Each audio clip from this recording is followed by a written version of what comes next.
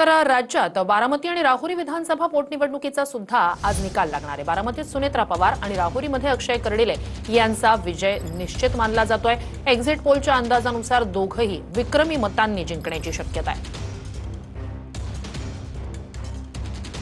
या सगळ्या संदर्भात अधिक जाणून घेणार आहोत। योगेश बोरसे आपले प्रतिनिधी आपल्यासोबत जोडले गेलेले आहेत। योगेश, बारामतीची ही पोटनिवडणूक अनेक अर्थांनी लक्ष वेधून घेणारी, सगळ्यात महत्त्वाचा मुद्दा यात जो सातत्यानं बोलला जातोय तो म्हणजे विक्रमी मतांचा। काय अधिक याबाबत सांगाल आणि किती वाजता साधारणतः चित्र स्पष्ट होऊ शकतं? श्रुती, संपूर्ण राज्याचं लक्ष लागून आहे या बारामतीच्या निकालाकडे। कारण अजित पवार यांच्या निधनानंतर बारामतीमध्ये पोटनिवडणूक जाहीर झाली आणि त्यानंतर सुनेत्रा पवार या राष्ट्रवादी काँग्रेसकडून उमेदवार आहेत। एकूण जवळपास 23 उमेदवार या निवडणुकीच्या रिंगणात होते, मात्र काँग्रेसने या निवडणुकीतून माघार घेतलेली आहे। त्यामुळे सुनेत्रा पवार यांचा मार्ग अधिक सुकर या निवडणुकीत झाल्याचं आपल्याला पाहायला मिळतंय। यामध्ये ज्या पद्धतीने राष्ट्रवादीकडून जो काही अंदाज वर्तवला जात आहे, 2 लाखांपेक्षाही जास्त मताधिक्यानं सुनेत्रा पवार या निवडणुकीत विजयी होतील अशा पद्धतीचा एक अंदाज एक्झिट पोल देखील वर्तवतायत आणि त्या पद्धतीचं एकूण या संपूर्ण निवडणुकीचा प्रचारादरम्यान तो प्रचार केल्याचं आपल्याला पाहायला मिळतंय।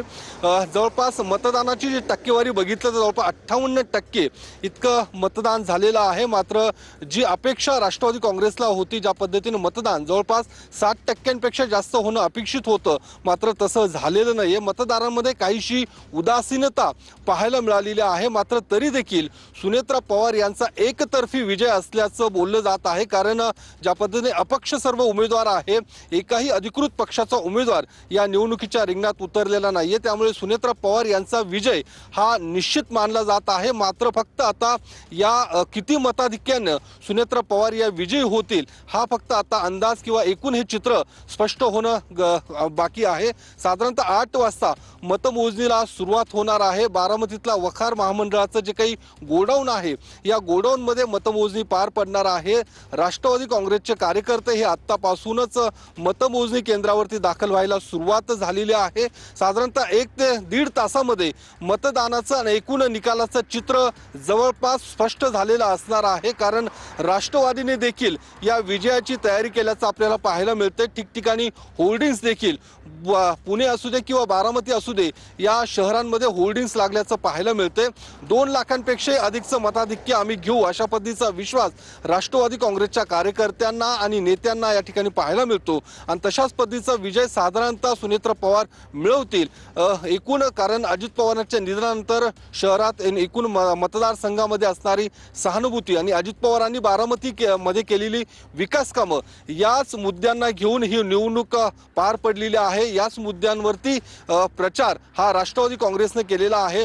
सुनेत्रा पवार स्वतः बारामतीमध्ये फिरल्याचं पाहायला मिळतं। जय पवार, पार्थ पवार यांनी देखील बारामतीमध्ये प्रत्येक गावात जाऊन मतदारांपर्यंत पोहोचण्याचा प्रयत्न केलेला आहे। त्यासोबतच महायुतीचे नेते देखील या संपूर्ण निवडणुकीच्या काळात बारामतीमध्ये प्रचार सभा आणि भेटीगाठी घेताना आपल्याला पाहायला मिळाले होते आणि त्यामुळे ही निवडणूक अधिकच नक्कीच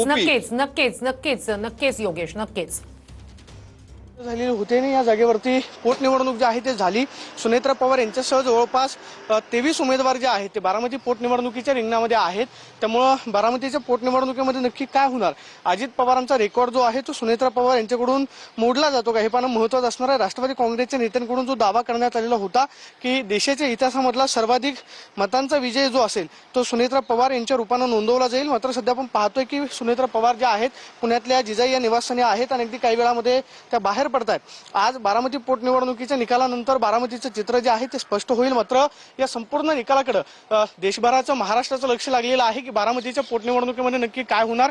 सध्या आपण पाहतोय की उपमुख्यमंत्री सुनेत्रा पवार ज्या आहेत त्यांच्या जिजाई या निवासस्थानामधून बाहेर पडतायत। आज दिवसभरामध्ये बारामती पोटनिवडणुकीच्या निकालानंतर बारामतीचं सगळं चित्र जे आहे ते स्पष्ट होऊ शकतं आणि सध्या आपण पाहतोय की उपमुख्यमंत्री सुनेत्रा पवार ज्या आहेत त्या त्यांच्या पुण्यातल्या जिजाई या निवासस्थानामधून बाहेर पडलेल्या आपल्याला पाहायला मिळत आहे। आज बारामतीच्या पोटनिवडणुकीमध्ये नक्की काय होईल याचं चित्र 8 वाजल्यापासून स्पष्ट व्हायला सुरुवात होईल। Camera person Vicky Chavan, Pradeep Kapse, TV9 Marathi, Pune. Baramati आणि राहुरी या 2 विधानसभा पोटनिवडणुकांचा सुद्धा आज निकाल लागणार आहे। बारामतीत सुनेत्रा पवार आणि राहुरीमध्ये अक्षय कर्डिले हे दोघेही विक्रमी मतांनी जिंकण्याची शक्यता आहे. एक्झिट पोलनी तसा अंदाज वर्तवलेला आहे.